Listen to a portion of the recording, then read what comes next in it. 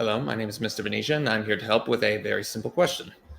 Are rainforests considered carbon sinks? Why or why not? And in order to answer that question, we first need to make sure that we understand what exactly a carbon sink is. And thankfully, it's not too complicated. A carbon sink is any form of system, like the one that we see here, just for the sake of simplicity, that is able to absorb carbon dioxide from the atmosphere into itself and then store it in some capacity. Some examples are oceans, rivers, streams. Any body of water really is able to store carbon dioxide, but anything that is photosynthetic, like this poorly drawn flower here, is a very good carbon sink. As you know, plants are able to perform photosynthesis, take in carbon dioxide, and convert it into glucose, a form of sugar for themselves. The more photosynthesis that a plant is able to perform, the greater and greater of a carbon sink it becomes. And the more and more of these kinds of photosynthetic life forms you have in an area, again, the greater the carbon sink itself is. That being said, let's take a look at a tropical rainforest.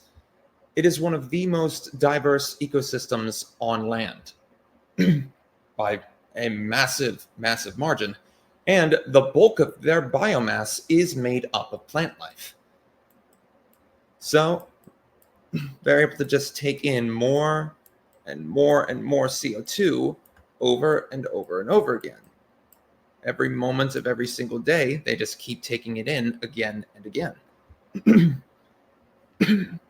In fact, on average, the typical tropical rainforest is able to absorb about 100, let me give you a proper figure, anywhere between 120 to 400 tons of carbon dioxide per hectare.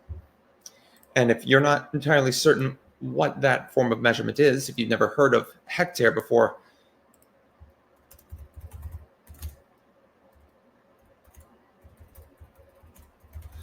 a singular hectare is equal to about 2.5 football fields, not counting the end zones.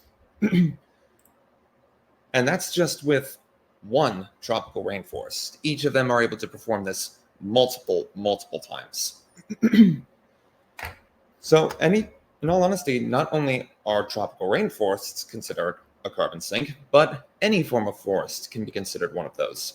Every form of grassland that exists, every swamp, anything with a large amount of plant life could be considered a sink. I hope this helps, and I hope you have a nice day.